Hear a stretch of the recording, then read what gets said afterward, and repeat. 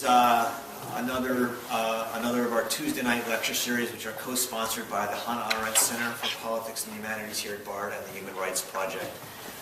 Tonight we have a visitor from the European College of Liberal Arts at Bard, or Bard. I still have to figure out how to say that. ECLA at Bard.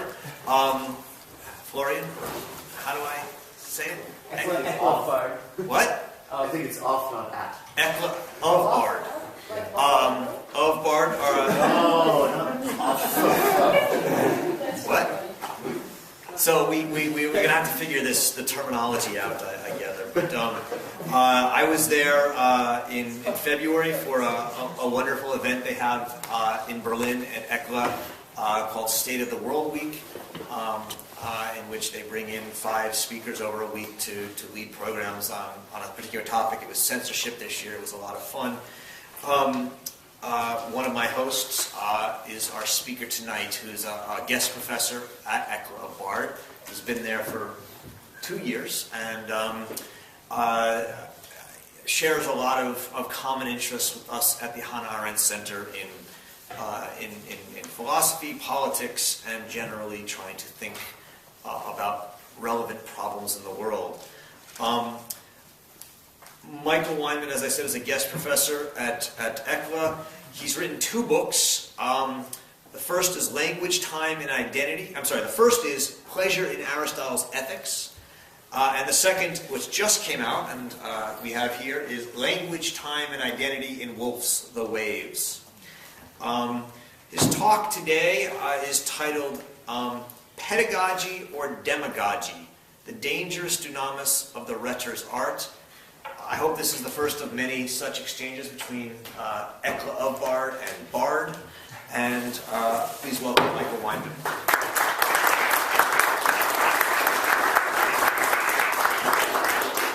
Thank you, Roger. Thanks, everyone, for coming.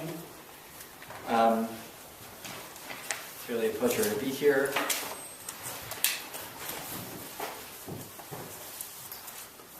My subject is the power of composed speech.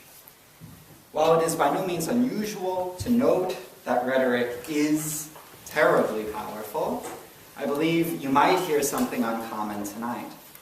For, while most discussions of the influence of rhetoric focus on the ways in which it distracts, distorts, and dissembles, in short, on the ways that rhetoric minimizes or even abolishes the power of truth in political discourse, I aim tonight, drawing upon the classical analysis of the speaker's art offered by Aristotle, to sing its song of praise. I shall not pretend that the common attacks on rhetoric are false. Rather, as I will show, it is precisely because they are true that we need to cherish and cultivate this art, albeit in a fashion diametrically opposed in the manner of the antistrophe to the way it is generally practiced. If rhetoric is generally practiced as the tool of the demagogue, mine is the praise of the antistrophic rhetoric of the pedagogue. Decrying the tool itself because of its demagogic use, I shall try to persuade you, undermines our own capacity to deploy the tool pedagogically at our peril. Before I begin my attempt, let me offer a word about why I am making it in the first place, and why here and now in particular. At the risk of seeming glib, I shall describe the ground of our rhetorical situation this evening as the 3 A's, meaning Aristotle, Arendt, and America. These 3 are connected, for me, and insofar as you will allow it, for you too, at least tonight, in this way. Not so many years ago, I wrote my dissertation, later a book, about Aristotle's understanding of pleasure in the good life, arguing that it shows how and why we must account for that which encompasses the human being in making claims about what is good for the human being. This was only possible because of assistance provided by the Hannah Arendt Dissertation Fellowship at the New School for Social Research. This fellowship itself was possible only because the New School had earlier been a home for exiled intellectuals, largely but not exclusively Jewish, during and after the Nazi regime. There are many other ways one could connect these three A's. With your forbearance, however, I would like us to hold this particular story, woven out of these particular parts, as that which brings us together here tonight to hear with one another about the dangerous dunamis of rhetoric under the aegis of Hannah Arendt. This attachment to these three A's will unfold very rapidly, to be honest, through a discussion of Aristotle's defense of rhetoric as a theoretical art with practical import. Here, making two steps, for those taking notes. Oh, wait.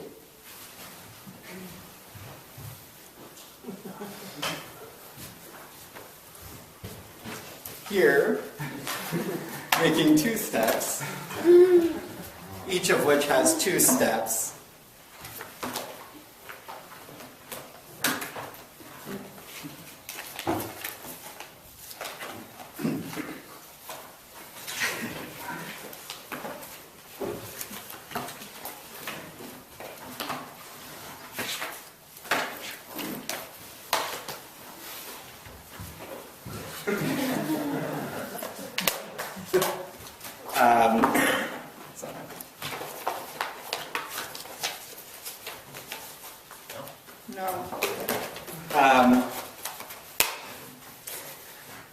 I aim to move from, one, Aristotle's recognition of the need for speech that persuades as speech, and not just speech that persuades insofar as it demonstrates infallible truth.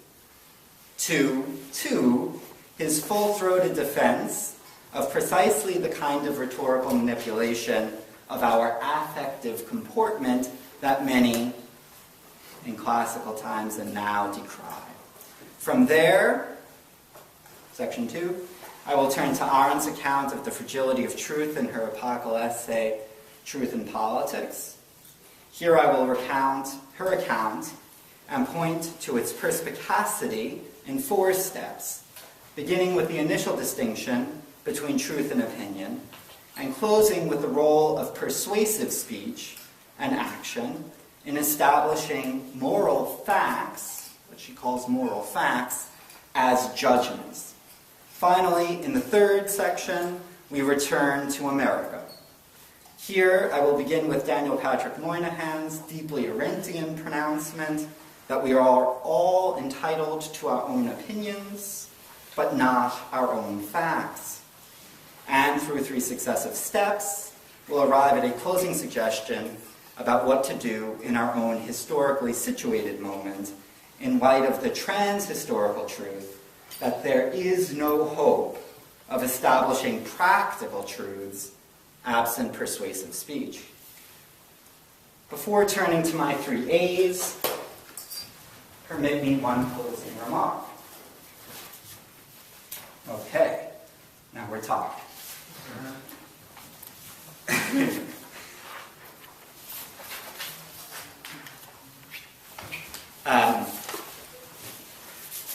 I have stressed in this prologue, as I am sure you have noted, the extent to which any possible effect that my reasoned speech might have on you tonight is dependent upon yourselves and your own informed consent to my continuing to speak. Think of how often in the short space I have said, "Let me," "Permit me," "If you will have it," and so on. I ask you to underscore the note I presume you have already made of this. We shall return to it at the conclusion of my remarks. So section 1, and I'm going to be fast, I'll confess, but you have the handout in front of you. Now, Aristotle's first words in rhetoric made clear that it is a reply to Gorgias, in italics, and Gorgias, not in italics. He states, quote, "Rhetoric is an antistrophos, a counterpart, like the second half chorus dancing in reply to the first chorus strophos in a tragic choral ode. Rhetoric is an antistrophos to dialectic. Where Plato-Socrates in the Gorgias tells us that rhetoric is such a counterpart to cooking, with the difference that rhetoric serves the soul, while cooking serves the body. Aristotle places rhetoric in a counterpart relation with dialectic, meaning that it must be serving a purpose structurally similar and, one might presume, no less valuable to that of dialectic. Bearing in mind that dialectic does nothing less than make the very certainty of certain knowledge possible. Topics 100a 30 to b24 makes this claim. One can see at once that this would be quite an apologia, quite a defense of rhetoric. But we must be careful. What do we mean when I say dialectic makes the very certainty of certain knowledge possible? I very much do not mean that Aristotle means to say that dialectic makes it possible for certain knowledge to be absolute, clear, distinct, unequivocal, and so on.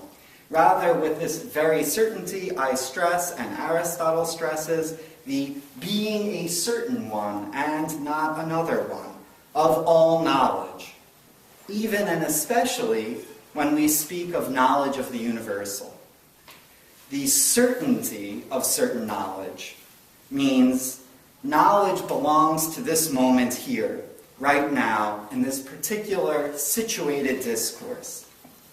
This discourse itself, a body of knowledge, the residue of prior discourse, which proceeds from certain established opinions. This is what Aristotle calls the endoxa, not the doxa, not the opinions that we hold, but the endoxa, the opinions that we breathe and we live in, via certain situated, dialectically arranged arguments, that he calls topoi, places, they're in a certain place, to arrive at rational conviction, embodied in an awareness that is according to the whole, katholu, universal, by means of practical judgment, phronesis, or sophia, wisdom. Say you are persuaded, even if only for the sake of the argument, about these two claims I've just made. 1. Dialectic makes the certainty of knowledge possible. 2. Rhetoric is somehow doing the same thing with its differently constituted discursive situation. If so, the time has come to ask, how does this work in the case of rhetoric? For this we turn to a lightning quick textual analysis of the opening chapters of the first book of the Rhetoric. So, how to see, this is what you have, I hope, in front of you. More or less immediately after this moment that I began with, the little dance, we get a picture thrown out in front of us that knowledge is about the relationship of the universal and the particular. Okay, so truth will always somehow be about the way that the particular relates to the universal, insofar as knowledge is that which discloses truth. But truth alone cannot persuade. There are many situations that a human being finds herself or himself in which the truth is not sufficient. Okay, 2. So we might turn to rhetoric, but we have this problem. What's the problem? There are these people who go around talking about, and in some cases writing, treatises about the so-called art of rhetoric. And they're vacuous. Aristotle acknowledges that they're vacuous. He says that they're vacuous because none of them recognizes the role of what he calls an enthymeme, which is, I have no, which is, we'll talk about it later. Okay, right, so let's talk about it now. 3, what is an enthymeme? An enthymeme is a syllogism, kind of. Okay? It's basically a syllogism, except that you don't put everything in. And you don't put everything in because putting everything in would require consent to things that you know will not receive consent. Should they receive consent, point 1 wouldn't be true. But point 1 is true. Okay, you get the picture. So an enthymeme is a syllogism for all those situations where truth doesn't persuade. And further, the same dunamis, this is the central claim, really. The same dunamis, the same power, capacity, ability of the soul sees what is true and what is like to the true. Similar to the true. 355A3 to 17. This is a very difficult passage, and we can talk more about it later. But what he's basically saying, seems to me, is that opinion is much more like truth than it's unlike truth. And this is maybe the way that he's really making clear his dance with Plato's Gorgias. Okay, next claim, once we've gotten past the introduction of the enthymeme and the idea that prior arts of rhetoric are deficient because they don't recognize the role of the enthymeme. Rhetoric helps what is true and is by nature stronger appear to public gatherings who might otherwise take the weaker for the stronger. Okay, that's what rhetoric does. 2, teaching, instruction, what you do in the scientific treatises, for instance, what Aristotle attempts to, aspires to, in the so-called scientific treatises, teaching does something like that. Okay, it helps the truth come out. And it does it more purely, but not everyone is capable of having the truth disclosed to them by teaching. Only rhetoric, step 5, only rhetoric and dialectic where possible can fill the gap identified here. Okay. Rhetoric, now we're ready to get a definition of rhetoric. You can see definition of rhetoric comes in 6th. It comes not at the beginning of the 1st chapter, it comes at the beginning of the 2nd chapter. Rhetoric is the dunamis of seeing, rhetoric is the power of seeing what can be persuasive on a subject in a certain situation.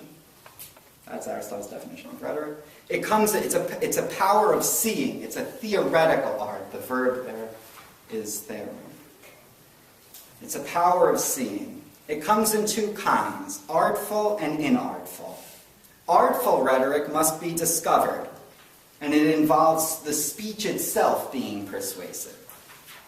Inartful sources of persuasion, inartful rhetoric, is the use of things like the bloody knife. You have to convict someone, you have a bloody knife, you show the bloody knife. Not a lot of art in that. Another example is evidence obtained by torture, which tells you something interesting about inartful rhetoric. Okay, 3rd set of claims. There are 3 kinds of rhetoric. This is chapter 3, by the way. 1 through 3 is chapter 1, 4 through 7 is the end of chapter 1 and chapter 2, 7 through 9 is chapter 2. There are 3 kinds of rhetoric for 3 kinds of materials of persuasion. You have the speaker's character, you have the audience's disposition, and you have the speech itself.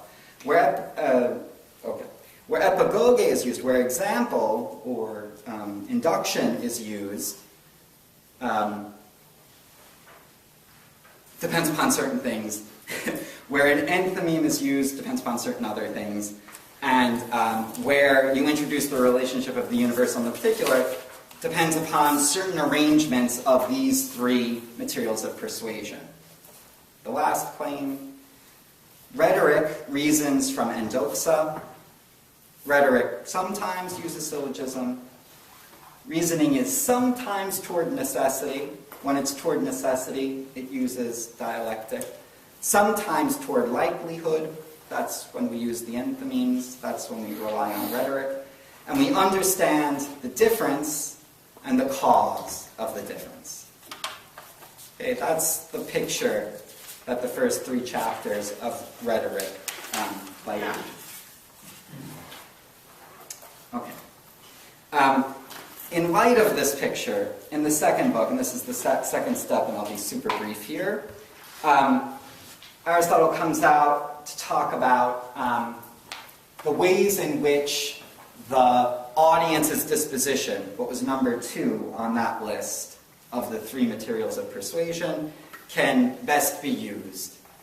And this involves our affective comportment, our passions, or our emotions, the pathe, right? So all of our path words, sympathy, empathy, apathy. Book 2 reiterates the Book 1 claims that we've already looked at. Rhetoric persuades if and only if the truth-disclosing speech can reach the hearers, which means only if the character of the speaker is presented in a relatable way. The reason for this, he says, this is the first claim in the second step, is that there are 3 things that make us feel trust. Right? Trust is the beginning of all truth disclosure. These are judgment, virtue, and goodwill. So how do you bring about the trust in those who are listening to you? Well, passions, okay, are all the sources of change on account of which people differ in their judgments that are accompanied by pain and pleasure. So what you want to do is get people to share your judgment. And the way that you're going to get them to share your judgment is to get them to feel the right way about you. You want them to share in your pains and your pleasures. And we, as Americans, had a president in recent memory who understood that very well. What do we do next? We define anger. And we can talk about Aristotle's definition of anger if you like. We put 2 stipulations on this definition that I think are crucial. One is that anger must be directed at one person in particular. And 2 is that the one who is angry cherishes a wish for possible revenge. Remember that. If you're angry, you must be cherishing a wish for possible revenge. If you don't find yourself cherishing a wish for possible revenge, you're not angry.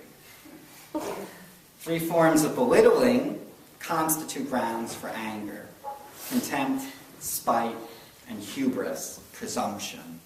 I don't know, presumption's too minimal. Big-time presumption. Right? And what's crucial to note here is that the second and third of these 2 stipulations on the definition of anger is to stir people to recall the occasions on which they themselves were angry. Right? And this becomes still more explicit, and this is what 4, 5, and 6 attempt to show out. The entire remainder of the chapter on anger is basically a series of lists of things that make you angry. Okay? And I'm not going to go through all of it now in the interest of time. To come to 6, right? This layering upon layering approach, we might say in our American idiom that he's laying it on a little thick. In his anger-producing presentation of anger, and how it is produced, and under which circumstances, and what accelerates the production, comes to a head when Aristotle concludes his discussion of anger thus: and it is evident that by one's speech, one might need to prepare people of the same sort as those feeling prone to anger, and to present one's opponents as guilty of those things which cause people to get angry, and being the sort of people at whom they get angry.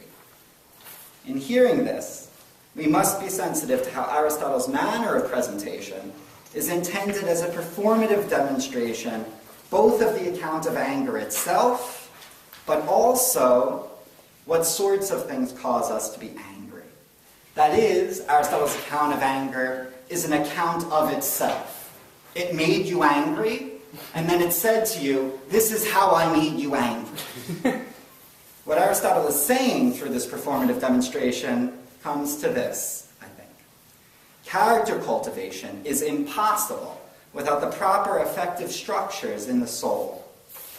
of the one who is to be cultivated. Such structures depend on rhetoric more than anything else. Thus, character cultivation, and hence virtuous citizens, depends more on the proper use of rhetoric than anything else. The point is not to provide a public discursive space free of, say, anger, but rather to show people who speak to others and who are to be spoken to by others how to cultivate anger in the ways that are most conducive to the work of the enthymemic demonstration that was spoken about in Book 1. Okay, now that we've settled the first two books of the rhetoric in like 17 minutes, 5 minutes on Arendt. 4 steps. The first step to begin with is that crucial for Arendt in Truth and Politics is the relationship between truth and opinion. And she identifies Plato's Gorgias, Plato's Republic, or Plato's engagement with rhetoric as a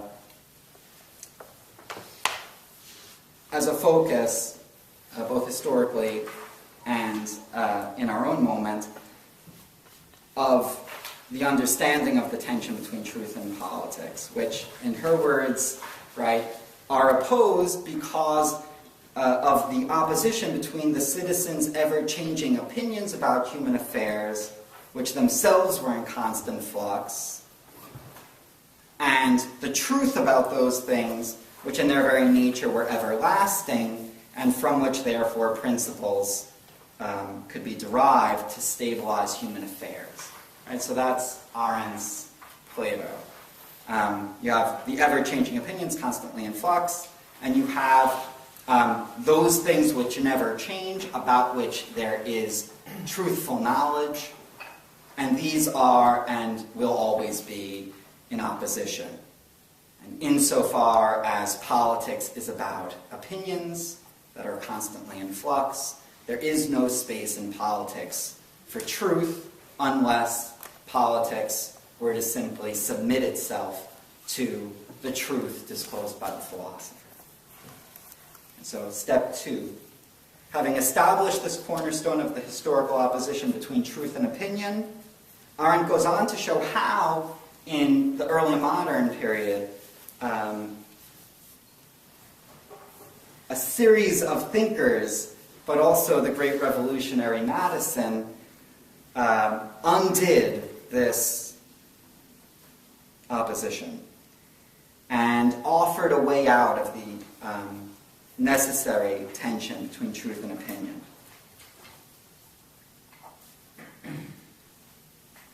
Right? They did so with everything except what one might have thought to be the easiest thing. Right? We're allowed to differ, and we're allowed to recognize the value in our differing views about things of great matter, like the nature of the universe and the relationship of the human and the divine, and all kinds of things that are terribly tough to come to respect difference about. But what we absolutely can't come to a similar agreement about is factual truth. And so factual truth is greeted today, she says, with greater hostility than ever before. And in the backdrop of her pointing that out, of course, as she mentions at the beginning of the piece, is the response to which she was subjected when she published Eichmann in Jerusalem. Her central contention is that our commitment as scientists, philosophers, political actors, and those influenced by these 3 groups of opinion makers to the fallibility of reason provides a flexible solution to the classical conflict between truth and opinion with respect to the first 3 classes of the true. Right? So we can disagree about rational truth, we can disagree about scientific truth, we can disagree about moral truth. But we cannot come to some kind of accommodation about factual truth. So either we live in a world that is shaped by factual truth, or we live in a world that has no factual truth. And such a world, as we come to see, is no world at all. So here's step 3, where I want to just hold together the way that Arendt reflects on Jefferson's and Socrates' related moral truths. Jefferson's that we hold these truths to be self-evident that all men are created equal, as opposed to Socrates' moral truth that it is better to suffer wrong than to do wrong. Right? Socrates understands this as a truth and not an opinion. And because he understands it this way, the only means at his disposal for bringing it to the political community was to set an example of himself. Such teaching by example, she says, is the only form of persuasion that philosophical truth is capable of without perversion or distortion. This is the only chance for an ethical principle to be verified as well as validated. And this last claim, that's Arendt's determination, this last claim points to the crucial difference between Socrates' statement and Jefferson's statement. The former, as principles with the status of truth, are susceptible to verification as well as vindication. At the same time, it is precisely this greater epistemic potency that they have which makes them far less potent politically. An opinion submitted to the political community can be validated, but it can never be verified. While a truth so submitted stands a chance of being verified, but far more likely, we would find the former to be validated and the latter to never be validated or verified.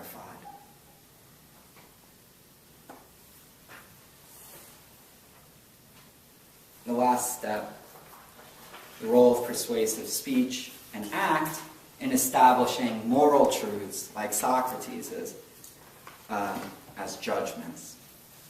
Arendt presses her analysis about the political valence of factual truth to a conclusion by means of the investigation of the liar, beginning with the perhaps surprising gesture of calling our ability to lie, quote, this little miracle. The lie, the possibility of willingly lying, is a miracle because it puts the lie, so to speak, to those philosophies, she has in mind psychological behavioralism above all, that imagine us to be, quote, thoroughly conditioned in our behavior. But while lying has been a feature of political life since before anyone knew what political life was, there is a unique element to the deliberate falsehood in the 20th century context of mass media and totalized politics. It is only here and now, Arendt says, that we confront the phenomenon, or even the possibility of the phenomenon, of a community that, quote, has embarked on organizing lying on principle, and not only with respect to particulars, which makes truthfulness as such a political factor of the first order. The rule truth, or its lack, plays in building the world, progresses for Arendt in 3 steps.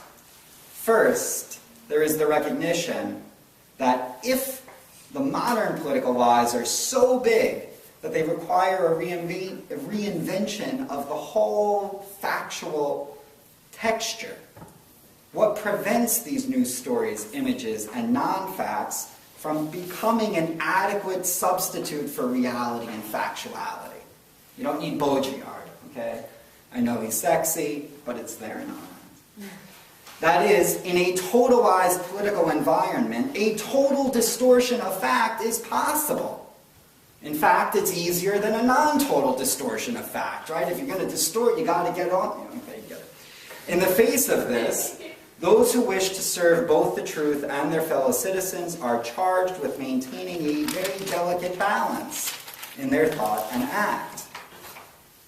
She says, the political attitude toward facts must indeed tread the very narrow path between the danger of taking them as the results of some necessary development which men could not prevent and about which they could therefore do nothing at all, and the danger of denying them, of trying to manipulate them out of the world.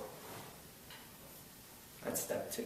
Finally, there is a crucial role for 2 particular institutions, she says, the academy and the judiciary, in determining the contours of this very narrow path in lived experience. These 2 institutions, she says, like other refuges of truth, have remained exposed to all the dangers arising from social and political power. At the same time, the chances for truth to prevail in public are greatly improved by the mere existence of such places and the organization of independent, supposedly disinterested scholars associated with them. While this might give us the impression that Arendt is a believer in the professionalized understanding of intellectual labors as defenders of truth against the masses of ignorance and the distorted media, what Arendt actually finds when turning to these institutions is the space for the persistence of the kind of person who says what is. And such a person, whether acting in the judicial scene or in the academic scene or elsewhere, but such places are hard to find, quote, always tells a story. And in this story, the particular facts lose their contingency and acquire some humanly comprehensible meaning. This conclusion of hers stresses what we saw stressed in Aristotle's account of the possibility to disclose truth in public context, and what I, here tonight, am trying to underscore. The public disclosure of the true, or what is like the true, requires affective, non-rational elements that need to be embraced by the would-be truth-teller and not rejected as an embarrassment. Finally, America. And this will be real quick. Nothing to see here. When Daniel Patrick Moynihan says everyone is entitled to his own opinions but not to his own facts, he is expressing, I find, the core of Arendt's essay. It is simply not possible to live in the same world with people who claim facts about the constitution of one's historically situated reality that differ from those that one holds to be true. You cannot, to cite Arendt's examples, believe that Belgium invaded Germany in August of 1914. Nor, as Arendt quotes Adenauer speculating, the barbarism of National Socialism had affected only a relatively small percentage of the country. Or, again, Arendt's example, that Trotsky played no role in the Russian Revolution. You cannot live in the same world as those who say such things to be the case. Increasingly, however, America seems to find itself and its citizens to be a factless land, a place where, in fact, we do have many groups who live in their own bubbles constituted by their own conception of factual reality. What Moynihan already detected as a possible development seems now to be a virtually irresistible and irreversible fact. To deny which, to deny would be to deny the reality of our own lives. Step 2. In the face of this factless, cynical society, we have, for 30 years or so, seen a call for a rhetoric-free discourse, which would stick to the facts through the use of a pure, rule-bound use of practical reason in the public discussion of matters of public concern. I have in mind figures and movements such as Habermas and the Deliberative Democrats, Sandel and value-based communal democracy, Lessig, and the call for a new constitutional convention. And we can talk about those examples that you could think of. But that's the world I want to present to you. Step 3. That world has it wrong. The fundamental error in this understandable drive toward a rational, ideally purely rational discursive space in which to forward our interests and address our conflicts, as both Aristotle and Arendt were aware, is that absent the rhetorical, the distortive, the manipulative element of speech, the storytelling element of speech, as Arendt points out, there is no discursive space that is capable of touching the world, let alone the world as it appears to human beings who must make judgments about how to act in the world. Right? Aristotle points to this as he concludes his discussion of the ways in which rhetoric must attend to affect and to character, he says. So, seeing as how the use of persuasive rhetoric must seeing how the use of persuasive speeches is toward judgment, and this is the case even if the one using the speech is giving an exhortation or a warning to a single person, and that's finger pointing at Socrates. Even if the one using the speech is giving an exhortation to a single person in private, as it were. And just as much, whether one is speaking against opponents or against a proposition, the ways and means by which speeches need to be made are suited to the listener's characters. Far from hiding from the manipulative elements of this kind of persuasion, Aristotle's account acknowledges it, emphasizes it, and performatively demonstrates how we can act it. The importance of this can be seen in a passage from the close of the first chapter, where Aristotle says that sophistry, okay, that's Arendt's lyre, the little miracle of Arendt's lyre, is present not in the dunamis of rhetoric, but in the intention. Except that here one person will be a rhetorician on the basis of knowledge, and another on the basis of intention, while someone who is skilled at dialectic, not on the basis of intention, but on the basis of dunamis. In other words, the rhetorician becomes a mean between the extremes of the sophist, the willing liar, and the dialectician, the philosopher. Aristotle positions rhetoric precisely as the kind of theoretical art that Arendt calls for in her search for a non-political activity that can nevertheless assist the truth to enter the political world and thereby help to preserve a common world based on shared facts. This brings us to step 4. Here, emphasizing the commitment I have shown to the kind of self-conscious rhetoric I understand to be articulated and defended in Aristotle's work, and my submission of this commitment for your consideration as something to similarly embrace, I would like for you to join me in the recognition of rhetoric as our only hope in bringing about virtue in the souls of our fellow citizens. For without this, there is no opportunity for getting started any project of civic renewal, republicanism, deliberative or radical democracy, or anything else to which we might be committed as thoughtful people and as citizens.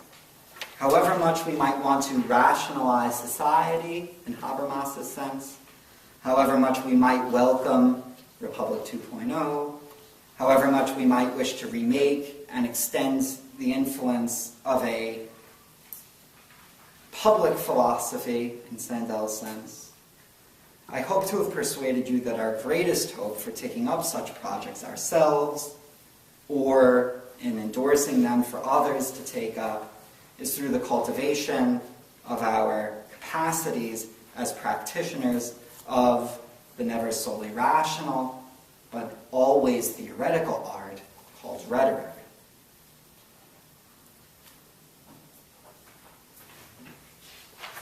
I have an example, but never mind. I'll say this much, right?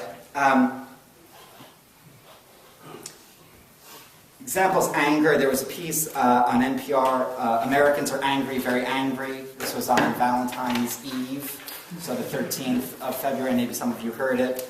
It's by Kevin Weeks, I believe. And basically the idea is America is angry, very angry, and maybe it's not all bad. And the basic idea of the piece is to say, all this talk about getting over our anger, maybe it's a little too fast. We got over our anger during the Reconstruction period, and that led to Jim Crow. Something like that is the argument. What I basically want to say to Weeks, so I go through his account and I say that's fair enough, but actually he's not nearly happy enough about anger. He's still far too ready, right? Why that's not all bad, what he should say is why that's great, is what I'm saying. But I'll spare you all the details of that and cut to the chase.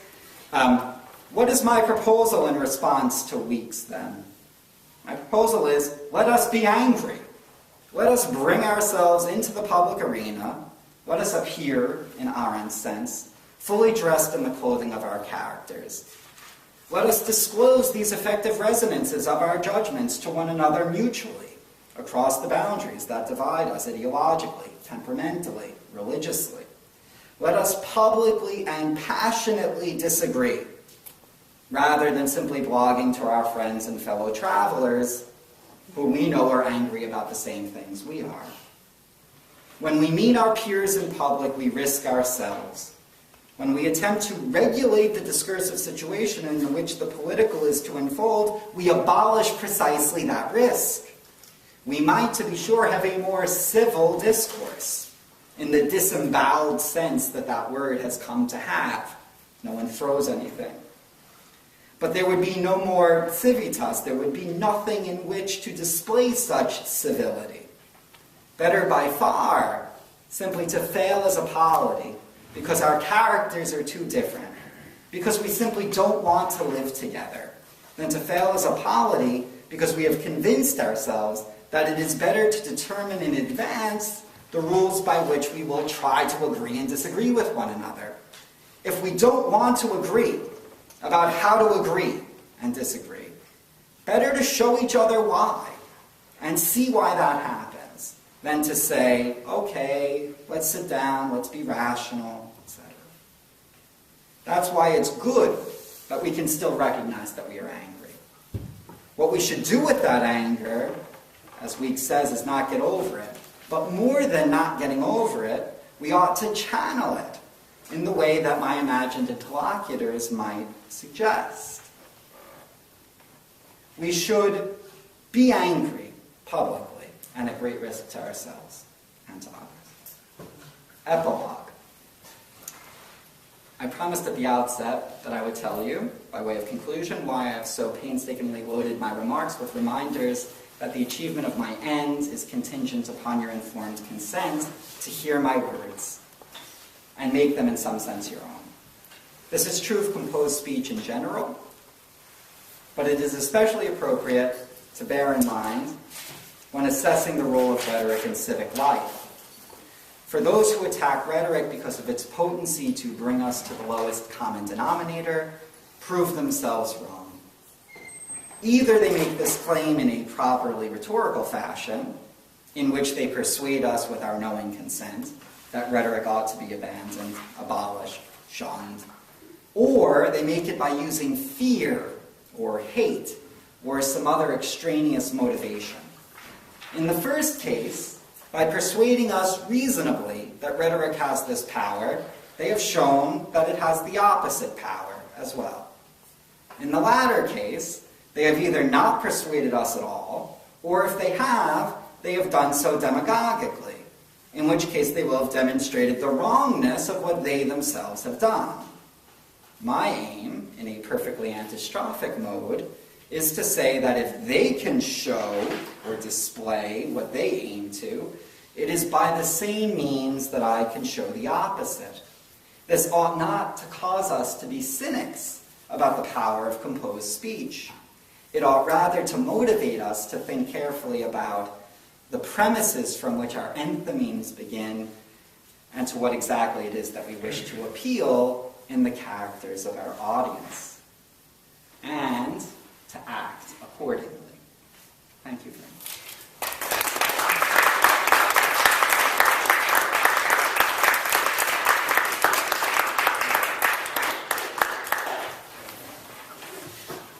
So we have about half an hour for questions. Questions. Do you want me to do it? Mm-hmm. Thomas, Jeff, Bill. Jeff, yeah? Sure. Okay. Thanks. Good to meet you. Nice to meet you too. Thank you so much for this rich and complex talk. I wanted to zoom in on the Arendt part, so your third part around step 4, because I love your quote of the ability to lie is this little miracle, and I thought it brought up a kind of brilliant contrast between the emphasis on facts that we hear in Arendt. And I wanted to ask, of course, this language of the miracle is also the language of the human condition, and I wanted to ask you if you thought that thinking about this particular lie, how that might relate to action in the human condition, and especially how, in a larger sense, that relates to kind of the idea of freedom, especially in contrast to these big political lies that kind of go too far, they're the other extreme. It's fascinating how Arendt holds that tension between these kind of lies. Yeah. And then, if you'd like to go another step, I was thinking about the relationship between rhetoric and this factual texture that you quote, a kind of weaving of discourse, and how rhetoric forms that cloth. Yeah. That's great. I mean, so on about the miracle, I suspect that what she's saying, right, is that this is one kind of phenomenon. It's delicate. It's a very narrow path, but it's one place where she would put her finger on that capacity of human beings to make us go, huh, right? I wasn't expecting that. So a lie is a miracle. Trotsky played no role in the Russian Revolution. Wouldn't have thought. Now, that's a miracle, and only we do that, right? Like stars don't do that. Well, you get the idea. I won't do a little song and dance about how great we are. But, only we say that Trotsky played no role in the Russian Revolution and then, kill 6 million people. So exactly right. So I do think that's exactly what you said. That and to act accordingly at the end of the epilogue is to say that every time we speak, and especially those of us who think about what we speak and to whom we're speaking, we lie. Or let's say we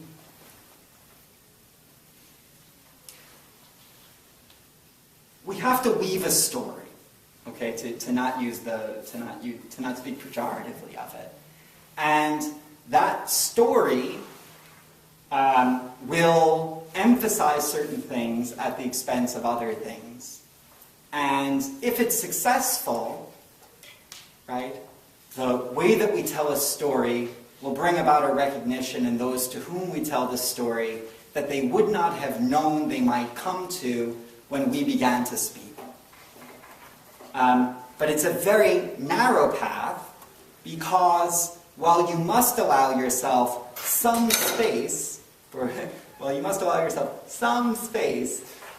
in which to construct the reality that you want to present to those who are listening to you, you must also be respectful enough of facts as to not contribute to a factless world.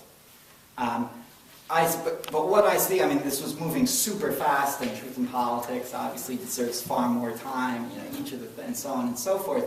But the idea of the shift from the third to the fourth step in my encounter with Arendt here is to say that she's not suggesting that the academy and the judiciary are the places where facts get disclosed and the public decides to take it or leave it. What she's saying is that these are the places where stories can be told. And they are outside of the power centers of mass society.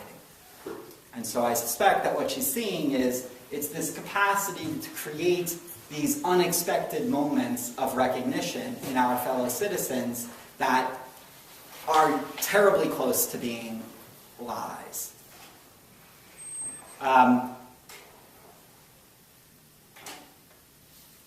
With the weaving, what I think is happening is that I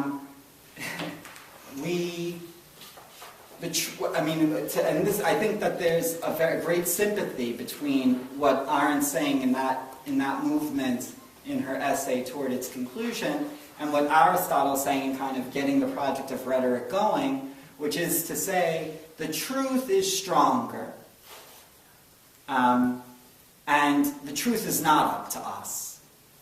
But the way in which truth can appear to all of us is contingent on some of us who understand ourselves as having understood the truth, can help others who are not capable of being taught.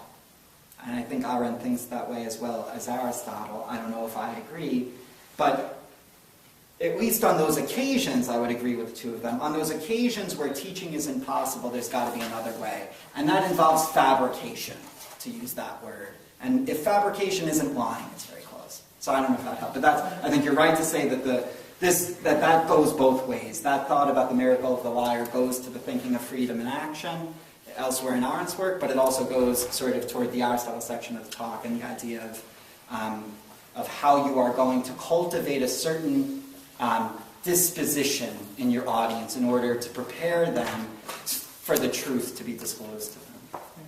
Thomas.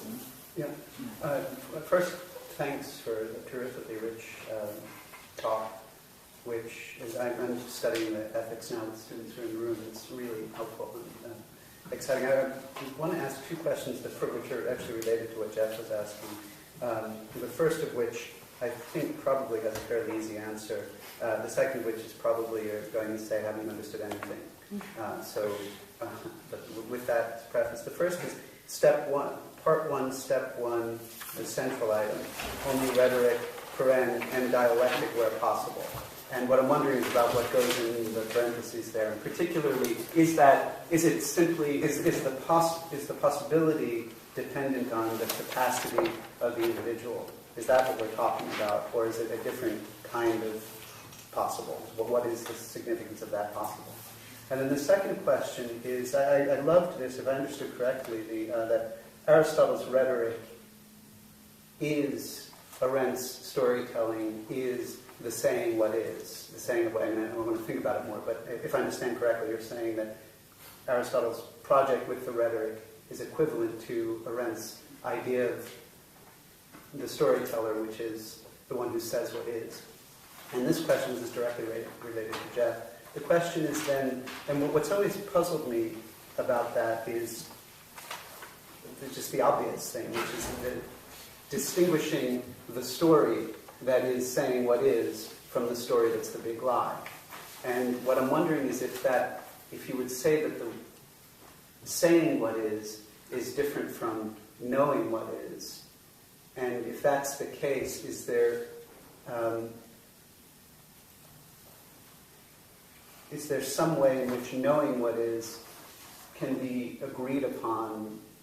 Is there some space in which that kind of conversation happens that's distinct from the saying what is rhetorical space? And these questions might obviously be related. These questions are related, obviously. What was I supposed to say? Right, well that's very simple. And haven't you understood anything? Okay, are we done? No, they're related. We're not going to try the dialectic thing. Never with them. Not because there are 40 of us here, it's 20 or that, but they're just some people. It's just not going to work. But I don't think you need to take that on board to take the argument on board, which is that what he really means is that dialectic is only possible where knowledge is possible. So dialectic is a method. It's a path one can travel, or it's a path that one is always already having traveled, whatever, however you want to try and think of what methodos is. So dialectic is a method for knowing what is true. So that's why your two questions, I think, really are the same question, right? And that's Aristotle's. I mean, that's what he's got for you on that bit, right? And what that means is that what does dialectic do? Dialectic is the successive operation of syllogisms. So dialectic doesn't happen in the scientific treatises, or whatever you want to call them, in the majority of the treatises. Rhetoric is an enthymemic treatise. That's a text analysis. I mean, that's the suggestion that I'm making, is that rhetoric proceeds enthymemically. It's a performative demonstration of what an enthymeme is. He leaves out things that he knows cannot arrive at consent. Because dialectic, what does dialectic do? It starts from two statements that have consent and shows that the premise of the one entails the conclusion of the other, and thus vice versa. Right? It's not two statements and then a third thing that follows the way that we teach the syllogism. It's an extreme and mean proportion between two claims. But the two claims have to have prior consent. I'm sorry, that's kind of technical. But that's knowledge. And sometimes that's not possible. When is it not possible? When there isn't reasoned consent about the two claims. That might be because the people who are there aren't capable of it. Aristotle certainly believes that. But it might also be true for reasons that I think we could all agree about. And so, I don't know if I'm going to do everything with the second question, but then the idea would be, and so, because there are certain circumstances, which is to say, basically everywhere, all the time, always, in which knowledge is not possible, what we have is truth-telling.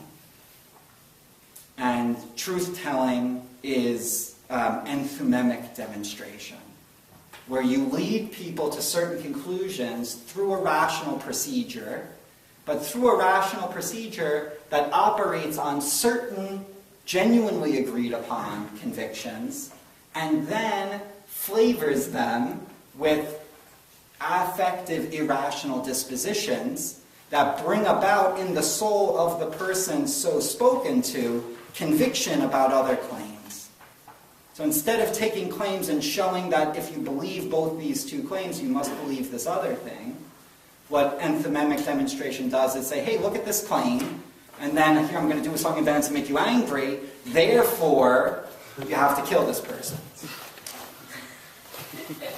Better example, therefore we must not kill this person. No, but I mean, that kind of a thing. There's no way of knowing if someone's guilty or not. There's no way of knowing. But any discursive expression, or any the discursive realm in which that that kind of exchange happens is always rhetorical. Yes. Okay.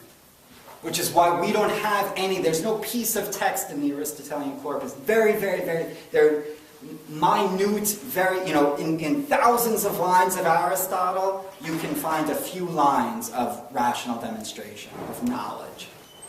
So even in the analytics, there are some places where truly rational demonstration happens, but most of the, think of the way that, anyway, but yes, that's the idea.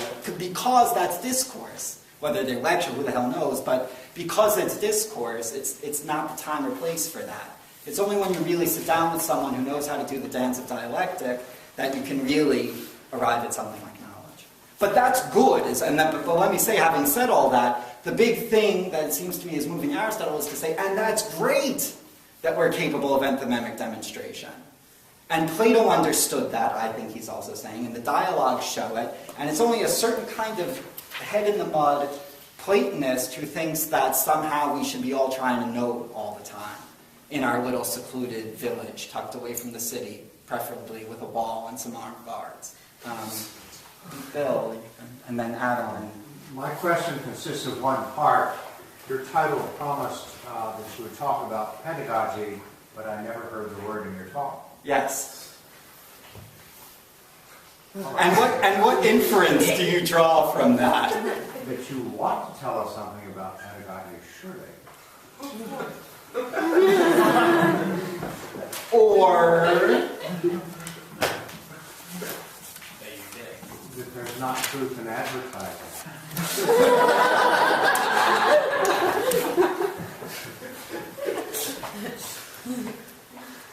Well, okay, what's it, right? The title, right, is pedagogy or demagogy. Maybe.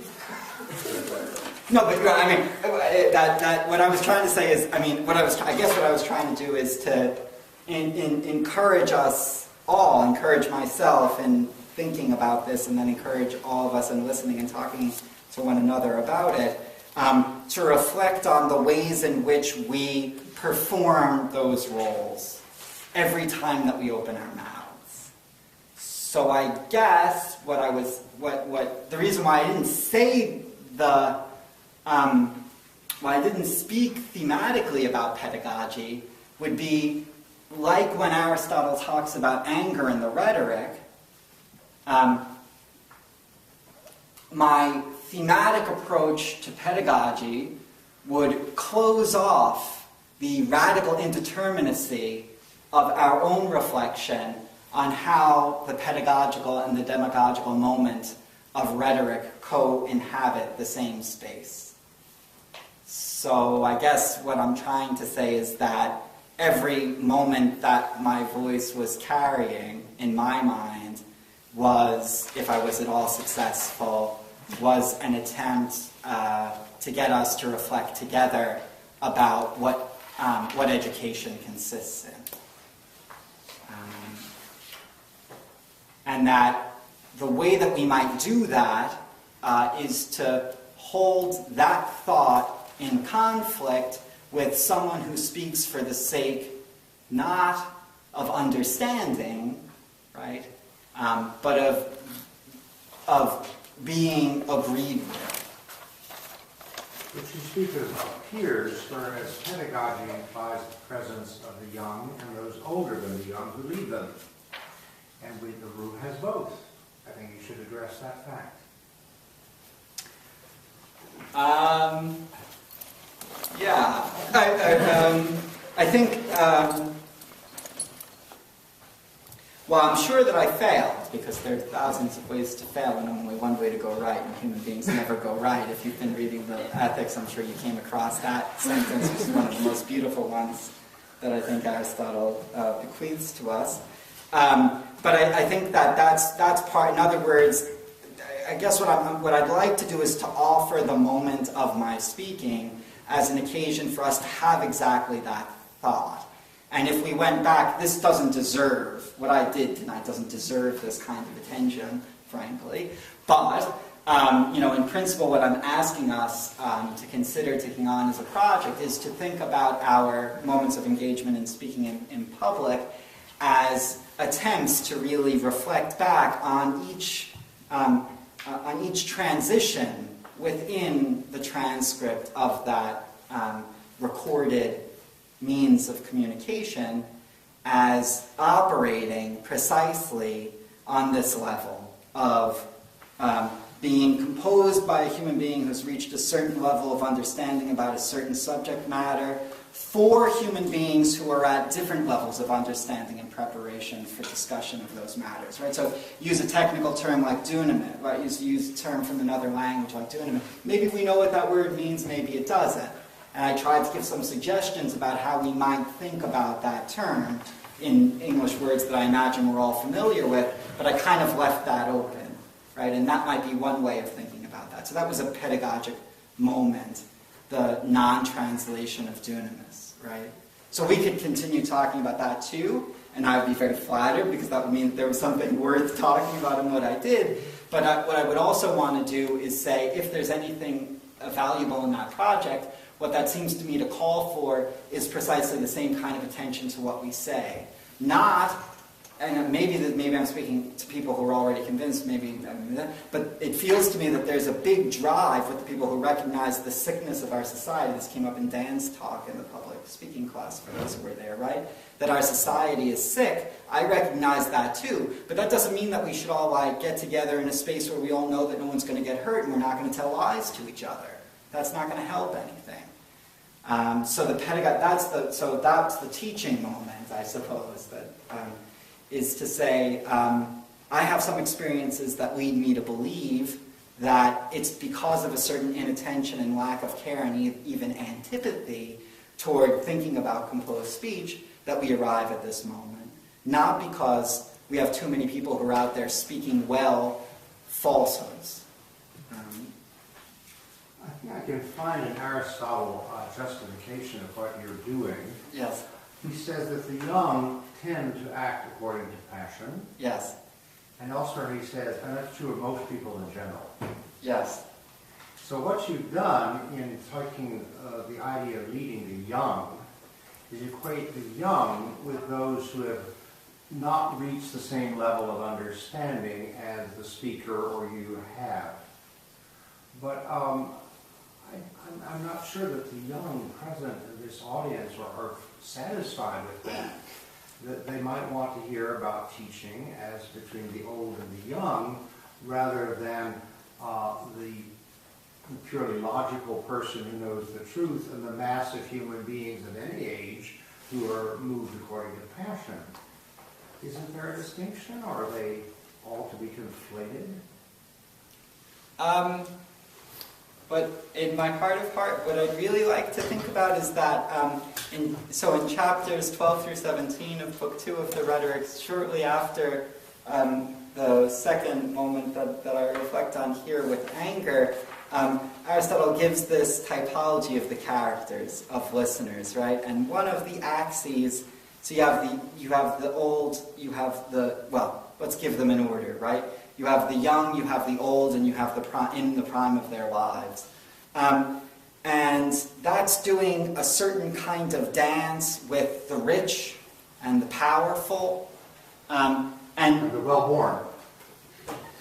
and the noble, right, or the well-born, the favored. So I guess that what I want to say is that this strikes me, I think that these chapters, what I really think is that these chapters are a gloss in the Platonic dialogues.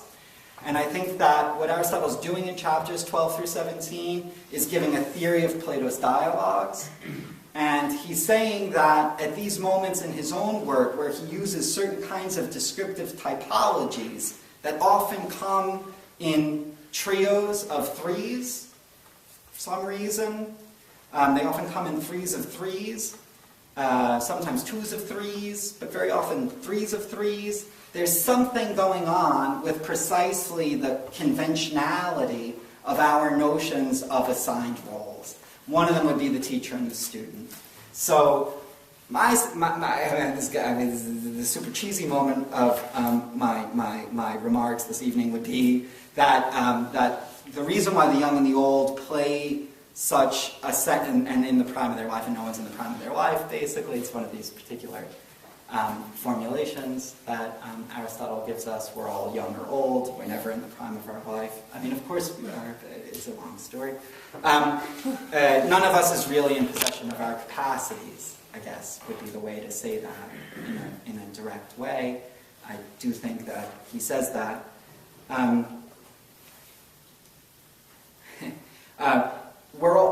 We all have to understand ourselves as, let's say, forever young, something like that. I know it sounds super cheesy. By which we mean, even those of us who've attained the highest degree of sophistication with the rational procedures of dialectic need enthymemic demonstration on many occasions, like when it's time to go. Something like that. There was a hand from someone that I don't know. Oh, yeah. And a hand from I someone that I have do one know. maybe quick question or remark that sort of brought up by these questions. Something I noticed, and maybe I'll start again. It's late. I'll try again. You concentrated on how rhetoric works rather than where it works. But Aristotle actually says a lot about where it works, and I gathered later that was because he wanted to move it everywhere. But I wondered whether, at least acknowledging that he starts with there's a particular place and a particular purpose, right, which rhetoric is designed to, would change a little bit this discussion, which is turning into, we do syllogisms for smart people and antonyms for all the sleepy people. That's not really what it's about, right? It's about places for certain types of discourse. So that was just my first comment. And then the question was, I was trying to figure out the real motivation here. And so it came out at the end, if I understand correctly, that you're sort of saying we better pay attention to rhetoric because otherwise we're going to miss the boat or miss the fight or not respond in kind to the sort of political argument that is going on, where rhetoric appears as one possible form of, well, let's say weapon. Okay? And you were sort of saying, let's mobilize it for the side we're on and not let just the other people mobilize it. You can correct me if that's wrong. But I heard that as a rhetoric is neutral in a way, but let's have the good side take it up. And the reason that struck me is at the end you were also saying rhetoric is kind of the hope. I guess this is a contradiction already in Aristotle's rhetoric, right? He goes back and forth between rhetoric is just an art, it's neutral, and, well, it kind of has to favor the just more than the unjust. It just so happens that, you know, if you're just and you lose it, it's because you're a bad rhetorician. You know, you haven't learned the art. It's a lack of art. But it hesitates between it's neutral and it helps the just more than the unjust. And I just wonder, trying to figure out how that hesitation is working in your motivation for this apology of rhetoric. Thanks. So the where question is really crucial. In part because of time, and in part because right. What we didn't talk about is that another of the threes. We talked about a couple of the threes, but what we didn't talk about is that there are three, according to Aristotle, there are three types of rhetoric, all of which are related to this idea of dexis, or showing, but not apodexis, which is rational demonstration, right? And one is appropriate for the courtroom, and one is appropriate for the assembly, and one is appropriate for shows, for display. And that, of course, happens as a matter of geographical location in the Athenian context. That happens in spaces that are predetermined by the other forms of rhetoric. But I mean, what I understand myself to be attempting tonight would be that third form of rhetoric, and I understand the rhetoric itself primarily. I mean, there are places where other things are happening, but the rhetoric, it seems to me that the rhetoric understands itself, I would put it, as the third kind of rhetoric. And the third kind of rhetoric, that kind where you're talking to show off what your talking can do, the way that I understand what epidexis is doing, that can happen anywhere, it seems to me.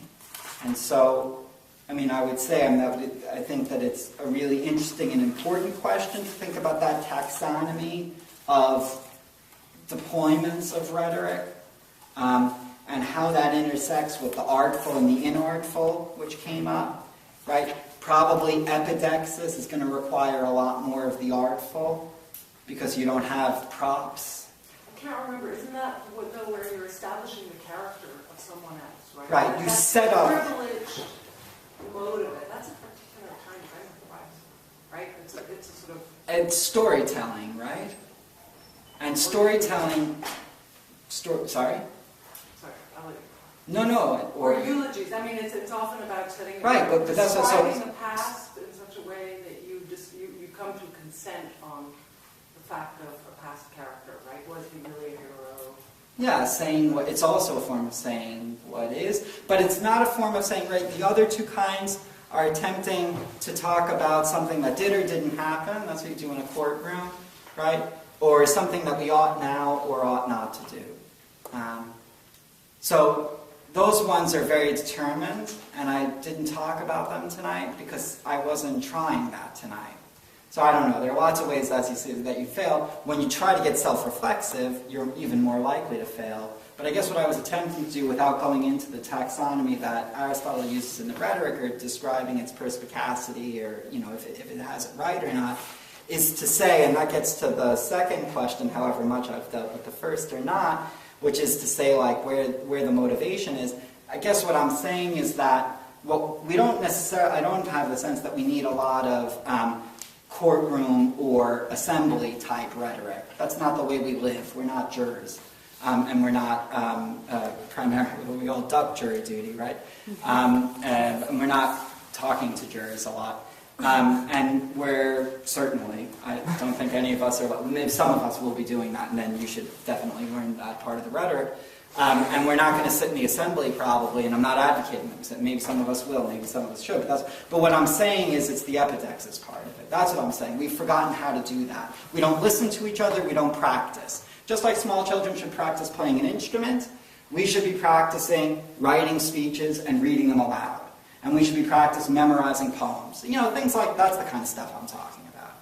And I don't know how crazy that is or how disconnected that seems. I honestly and earnestly believe that it's because we don't read poems anymore that our public discourse is so crappy. I don't think it's because the people who believe different things ideologically, I mean, that might be stupid and I might be totally wrong, but that's the conviction I've come to.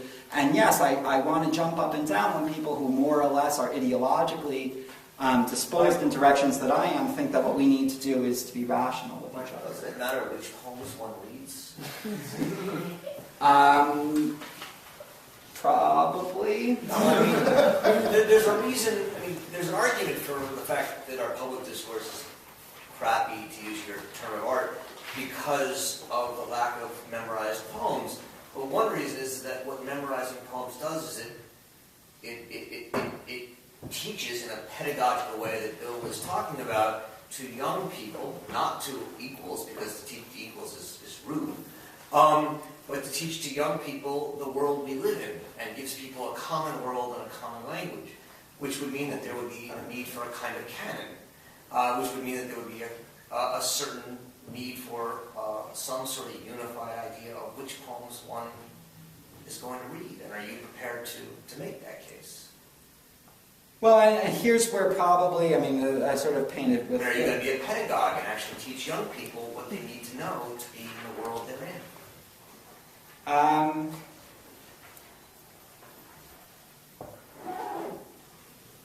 So let me say, because I understand that maybe I also haven't been clear about this, when I say that it's a pedagogical moment when people understand themselves more or less to be equals with respect to the power relation in a given discursive environment, I'm not suggesting that I don't believe that there are pedagogical circumstances under which one understands oneself to be in a very unequal relationship with those who are to be educated.